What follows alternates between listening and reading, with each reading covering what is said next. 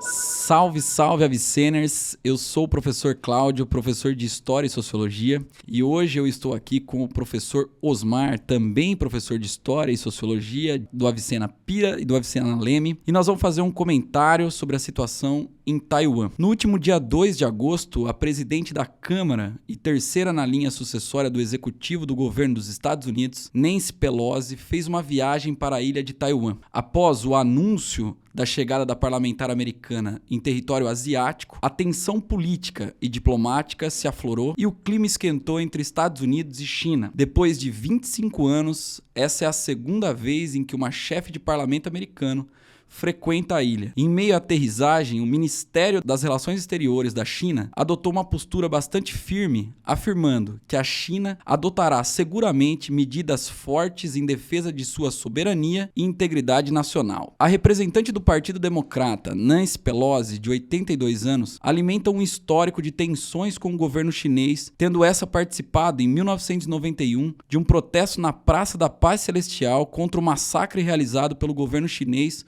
ocorrido 2 anos antes. Também frequentou em 2015 o Tibete, região autônoma reivindicada pela China, e chegou a se encontrar com Dalai Lama, tido pelo governo chinês como um separatista. Tais movimentações políticas não teriam tido o apoio do presidente dos Estados Unidos, Joe Biden, que tem afirmado publicamente o respeito ao princípio da China única. Princípio esse baseado no reconhecimento da autoridade chinesa sobre a ilha de Taiwan. A viagem, que era tida pela parlamentar como uma excursão de reconhecimento da autonomia da ilha, provocou um incidente diplomático, pois o governo chinês acabou interpretando que tal ação viola a soberania chinesa. Osmar, conta um pouquinho pra gente de onde vem esse conflito entre China e Taiwan.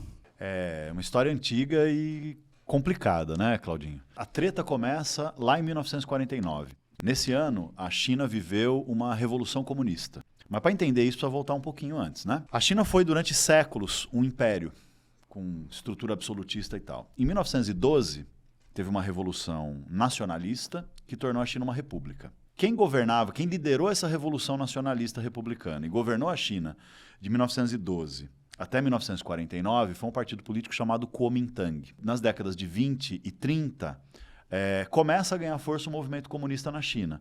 O Partido Comunista, na década de 30, tenta fazer uma revolução e fracassa, mas aí vem a Segunda Guerra Mundial. Os japoneses invadem a China, dominam a ilha até praticamente 45, e a resistência que o governo do Kuomintang fez à invasão japonesa não foi eficaz.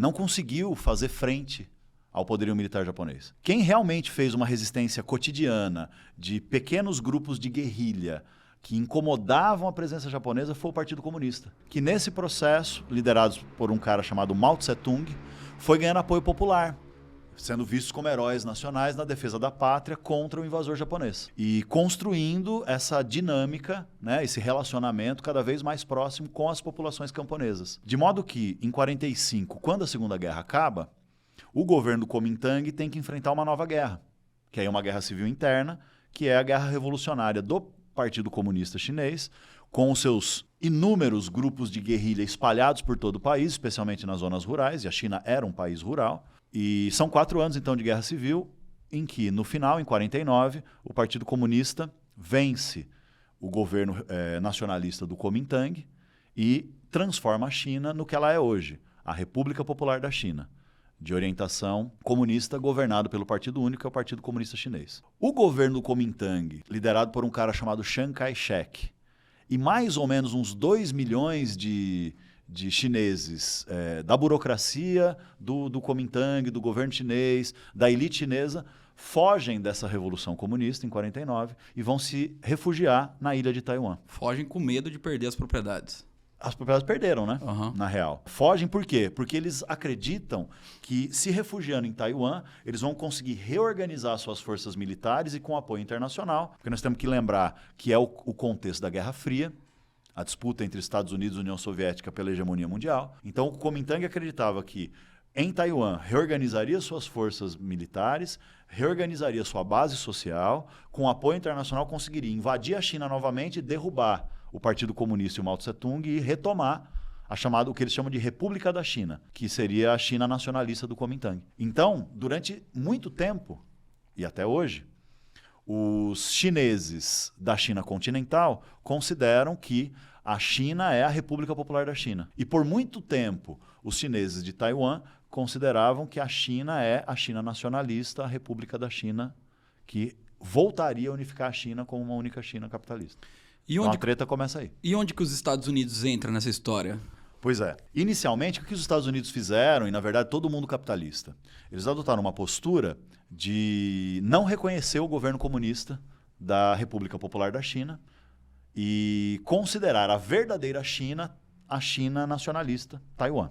Inclusive, quando a Segunda Guerra Mundial acabou, os vencedores, né, aqueles que derrotaram o nazismo, os países vencedores, criaram a ONU. E a ONU tem um órgão especial que é o Conselho de Segurança, que é uma espécie de polícia do mundo, né? Uhum. E dentro do Conselho de Segurança da ONU são 5 países membros permanentes, que são os vencedores da Segunda Guerra. Estados Unidos, União Soviética, hoje Rússia, França, Inglaterra e China. Quando teve a Revolução Chinesa, Estados Unidos e os países capitalistas da ONU consideraram a China nacionalista, Taiwan como a verdadeira China.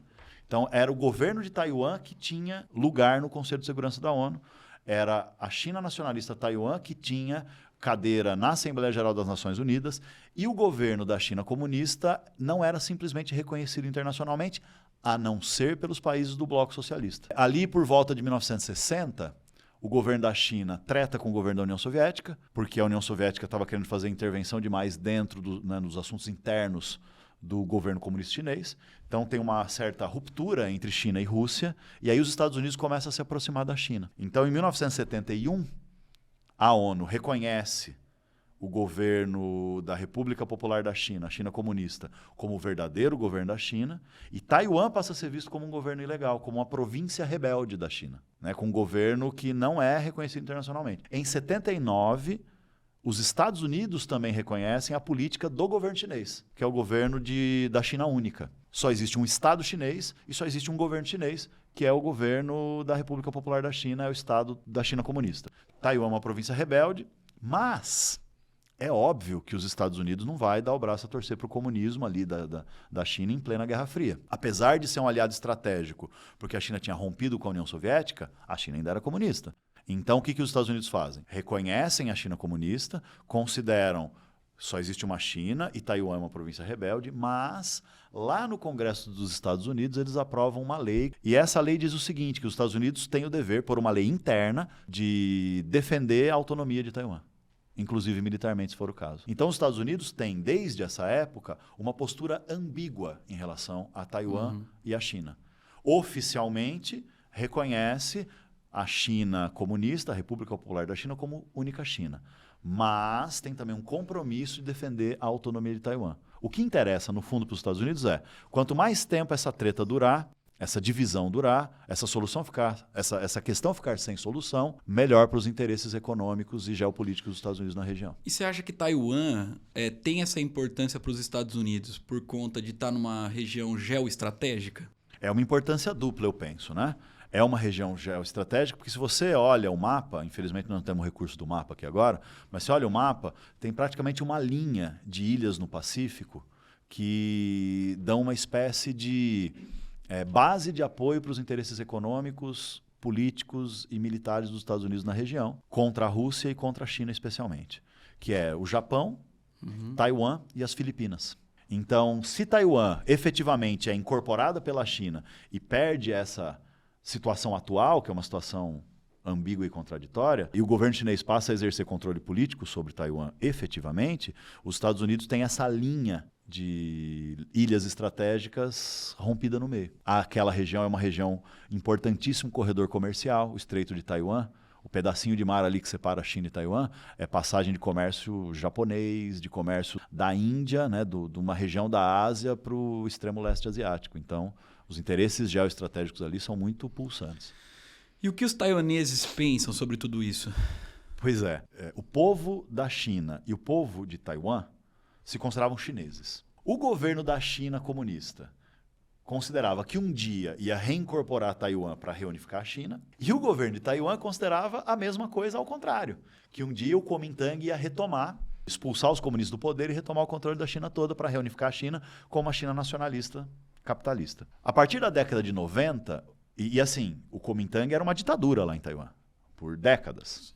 A partir da década de 90 começa um processo de abertura política em Taiwan. Nesse processo de abertura política, hoje Taiwan é uma democracia representativa bastante semelhante às democracias ocidentais. Quem governa Taiwan hoje é o PDP, o Partido Democrático Progressista, que tem uma orientação separatista. Então, da década de 90 para cá, a maneira como politicamente e culturalmente a sociedade taiwanesa encara essa questão é cada vez mais voltada para o autonomismo e para a emancipação. O dado é o seguinte, ó, em 1992, a fonte desse dado é o Centro de Estudos Eleitorais da Universidade Nacional de Shanxi, lá em Taiwan. Em 1992, 20% dos habitantes de Taiwan se consideravam taiwaneses. 30% se consideravam chineses e 50% se consideravam os dois. Hoje, em 2021, o dado, 60% da população se considera taiwanesa. Apenas 30% se considera as duas coisas e só 5% se considera exclusivamente chinês. Então tem uma mudança sociocultural e política na percepção que o povo de Taiwan tem de si mesmo, o que torna essa questão da Nancy Pelosi visitar Taiwan ainda mais urgente, do ponto de vista da China e do ponto de vista de Taiwan. Significa a afirmação de uma independência, de um reconhecimento internacional que não existe hoje, mas que Taiwan almeja. Culturalmente parece que vai existir, né? Já existe. Da identidade. E do ponto de vista da China significa uma ameaça, né, de que o reconhecimento internacional cria uma situação de fato, em que Taiwan já é economicamente independente, tem sua moeda, tem seu próprio governo, organização de Estado, governo, Constituição e tudo mais. E esse reconhecimento internacional pode levar a uma ruptura com o apoio internacional. E aí a situação ficaria complicada para a China. Então, a tensão e a reação da China em fazer manobras militares e reclamar, são 14 comunicados do governo chinês pedindo para Nancy Pelosi não ir. E aí ela foi. Até o presidente norte-americano parece que pediu. Exatamente. E ela foi. Aí o que o governo chinês fez a partir disso? Além dessas manobras militares para uma demonstração de força, para bloquear o comércio ali no Estreito de Taiwan e prejudicar toda a circulação de mercadorias, quer dizer, prejudicar o mundo capitalista para dizer o que nós conseguimos fazer. Tem também sanções pessoais contra a família da Nancy Pelosi, que o governo chinês não avisou quais são. E a China suspendeu vários acordos de cooperação com os Estados Unidos. Suspendeu um acordo de cooperação para segurança marítima, acordo de cooperação para migração ilegal, suspendeu o acordo de cooperação para política antidrogas e também acabou com as conversações entre as cúpulas militares dos dois países. Então a situação está tensa de fato lá.